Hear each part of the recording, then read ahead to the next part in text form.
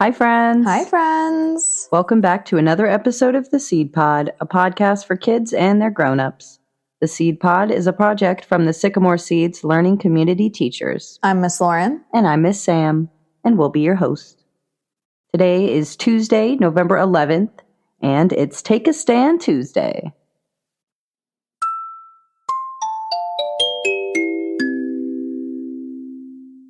On this day in 1918, 107 years ago, the Armistice was signed that ended the fighting on land, at sea, and in the air in World War I. An armistice is a ceasefire, or an agreement to stop fighting. World War I began in 1914 and was the start of a new style of fighting called trench warfare. The physical and emotional toll this took on the young men who had been sent to Europe to fight is indescribable, and it marked a lasting change in an entire generation of people. The Armistice Agreement took effect on the 11th hour of the 11th day of the 11th month. So November 11th is known as Remembrance Day or Armistice Day in many countries, but it's called Veterans Day in the United States. It is still commemorated each year when people wear paper poppies to remember those who fought and died in conflicts around the world. The poppy became a symbol of armistice because the pretty red flowers were the only things that grew on the battlefields of Western Europe.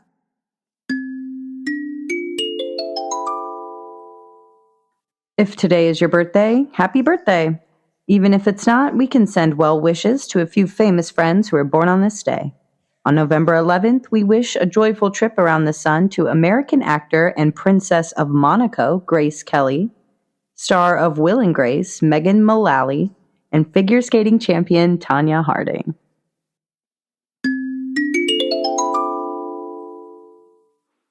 November is Native American Heritage Month, so this week we'll be talking about Cherokee activist and leader Wilma Mankiller. Wilma Mankiller led the Cherokee Nation as its first woman principal chief. She grew up on a reservation in Oklahoma in a tiny house with no running water or electricity. She walked 3 miles each direction to her small schoolhouse, where she learned alongside other Cherokee children. Her family moved to San Francisco when she was 10 years old as part of a government relocation program for Native Americans. When she was a young adult, she witnessed the occupation of Alcatraz Island by a group of Native American activists and was inspired to do her own work to empower Native communities. Many years later, she moved to Oklahoma with her 2 daughters and founded the Community Development Department for the Cherokee Nation, focusing on improving access to water and housing. Wilma was elected to serve as the principal chief of the Cherokee Nation in 1985, and she led the sovereign nation for 10 years. She was the first woman to be elected chief of a major American Indian tribe, and her work revitalized the nation's tribal government. She advocated relentlessly for improved education, healthcare, and housing services, and under her leadership, infant mortality declined, and educational achievement rose in the Cherokee Nation. Wilma received the Presidential Medal of Freedom to recognize her work. She died in 2010 at the age of 64, but she remains an inspiration. Now it's time for Story Corner. It's our final chapter today of Alice's Adventures in Wonderland.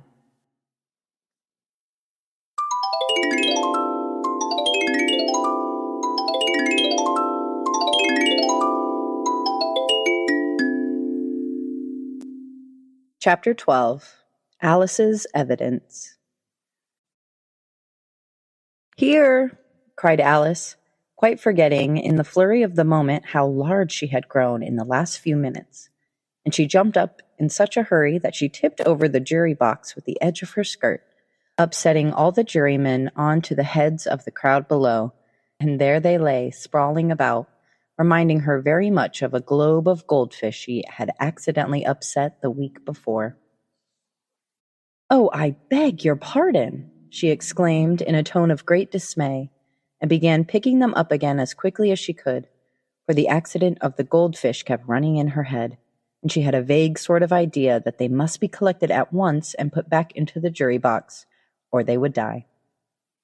"The trial cannot proceed," said the king in a very grave voice, "until all the jurymen are back in their proper places. All," he repeated with great emphasis, looking hard at Alice as he said so. Alice looked at the jury box and saw that, in her haste, she had put the lizard in head downwards, and the poor little thing was waving its tail about in a melancholy way, being quite unable to move. She soon got it out again and put it right. "Not that it signifies much," she said to herself. "I should think it would be quite as much use in the trial one way up as the other." As soon as the jury had a little recovered from the shock of being upset, and their slates and pencils had been found and handed back to them, they set to work very diligently to write out a history of the accident, all except the lizard, who seemed too much overcome to do anything but sit with its mouth open, gazing up into the roof of the court. "What do you know about this business?" the king said to Alice. "Nothing," said Alice. "Nothing whatever?" persisted the king. "Nothing whatever," said Alice. "That's very important," the king said, turning to the jury. They were just beginning to write this down on their slates when the White Rabbit interrupted. "Unimportant, your majesty means, of course," he said in a very respectful tone, but frowning and making faces at him as he spoke. "Unimportant, of course, I meant," the king hastily said, and went on to himself in an undertone, "Important, unimportant, unimportant, important," as if he were trying which word sounded best. Some of the jury wrote it down important, and some unimportant. Alice could see this as she was near enough to look over their slates, but it doesn't matter a bit, she thought to herself. At this moment the king, who had been for some time busily writing in his notebook, called out, "Silence!"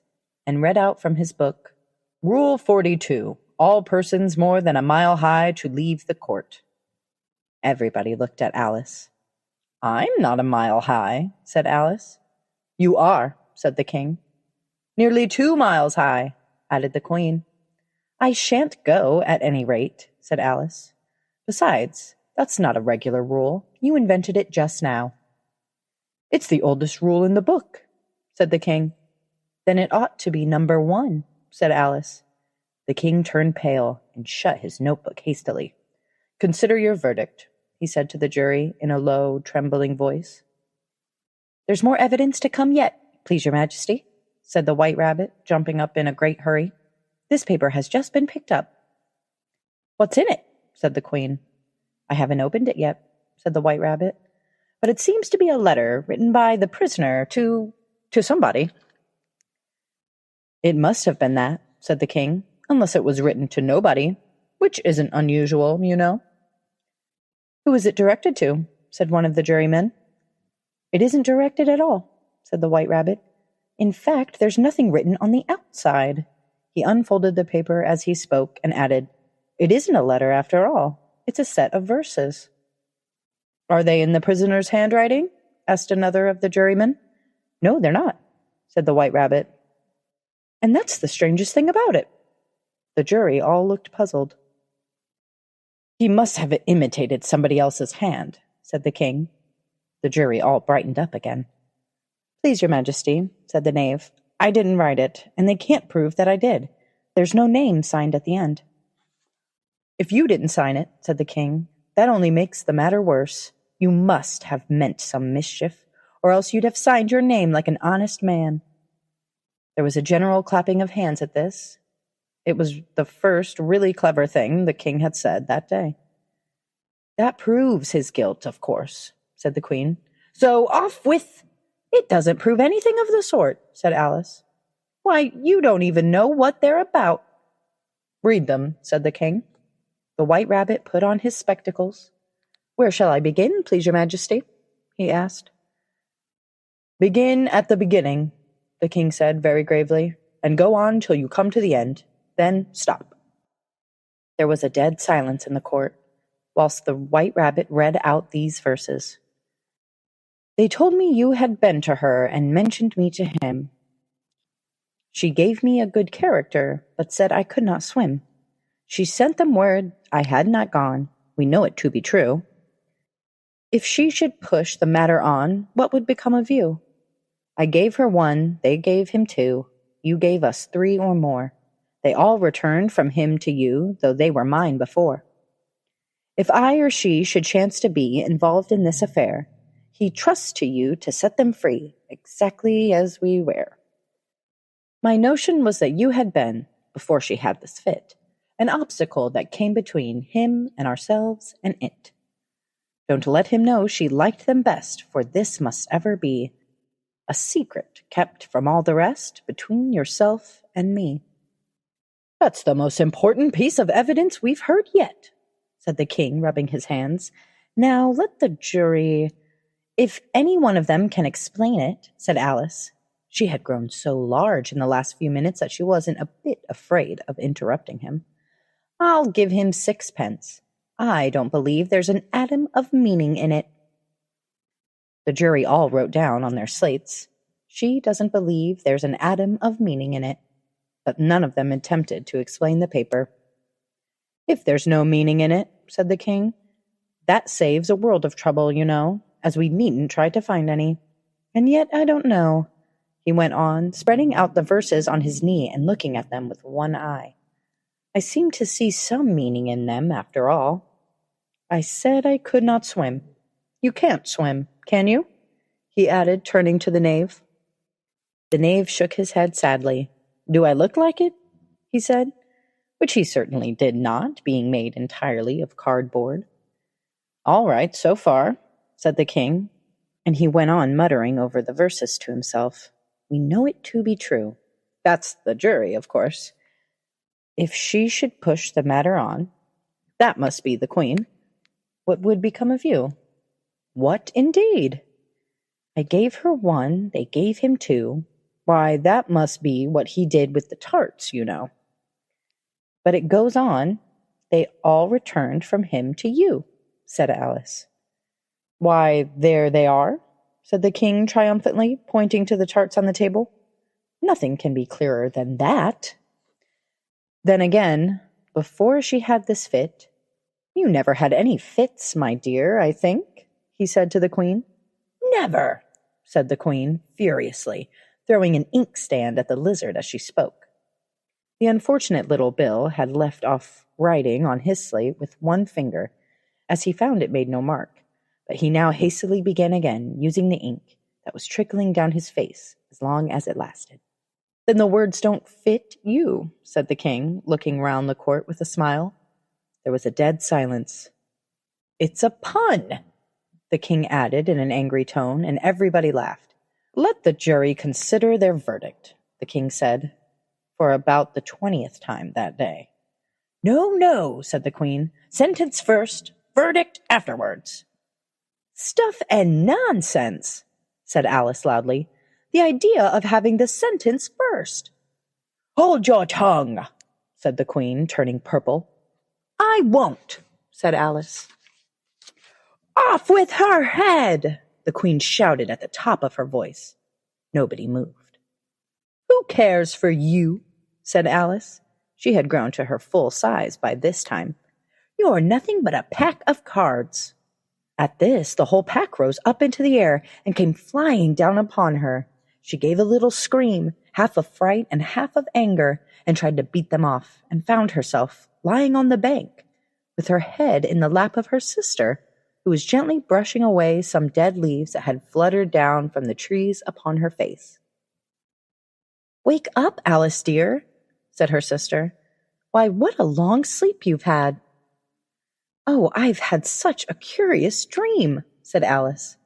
And she told her sister, as well as she could remember them, of all the strange adventures of hers that you have just been reading about. And when she had finished, her sister kissed her and said, It was a curious dream, dear, certainly, but now run into your tea. It's getting late. So Alice got up and ran off, thinking while she ran, as well as she might, what a wonderful dream it had been. But her sister sat still just as she left her, leaning her head on her hand, watching the setting sun and thinking of little Alice and all her wonderful adventures, till she too began dreaming after a fashion, and this was her dream. First, she dreamed about little Alice herself. Once again the tiny hands were clasped upon her knee, and the bright, eager eyes were looking up into hers. She could hear the very tones of her voice, and see that strange little toss of her head to keep back the wandering hair that would always get into her eyes. And still as she listened, or seemed to listen, the whole place around her came alive with the strange creatures of her little sister's dreams. The long grass rustled at her feet as the white rabbit hurried by. The frightened mouse splashed his way through the neighboring pool. She could hear the rattle of the teacups as the March Hare and his friends shared their never-ending meal, and the shrill voice of the queen ordering off her unfortunate guests to execution. Once more the pig baby was sneezing on the Duchess's knee, while plates and dishes crashed around it. Once more the shriek of the griffin, the squeaking of the lizard's slate pencil, and the choking of the suppressed guinea pigs, filled with air, mixed up with the distant sob of the miserable mock turtle. So she sat on, with closed eyes, and half believed herself in Wonderland, though she knew she had but to open them again and all would be changed to dull reality. The grass would be only rustling in the wind, the pool rippling to the waving of the reeds, the rattling teacups would change to tinkling sheep bells, and the queen's shrill cries to the voice of the shepherd boy, and the sneeze of the baby, the shriek of the griffin, and all the other strange noises would change, she knew, to the confused clamor of the busy farmyard, while the lowing of the cattle in the distance would take the place of the mock turtle's heavy sobs. Lastly, she pictured to herself how this same little sister of hers would, in the aftertime, be herself a grown woman, and how she would keep, through all her riper years, the simple and loving heart of her childhood, and how she would gather about her other little children and make their eyes bright and eager with many a strange tale, perhaps even with the dream of Wonderland of long ago, and how she would feel with all their simple sorrows and find a pleasure in all their simple joys, remembering her own child life and the happy summer days. The end. This has been a reading of Alice's Adventures in Wonderland by Lewis Carroll, read to you by Miss Lauren and Miss Sam. Thank you for listening.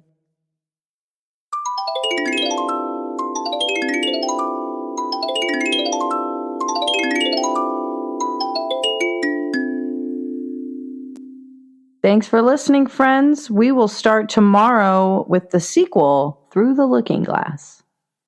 We'll send you off today with a joke. Why was Cinderella so bad at soccer? I don't know. She kept running away from the ball. Good one. See you tomorrow for Would You Rather Wednesday. Bye, friends. Bye.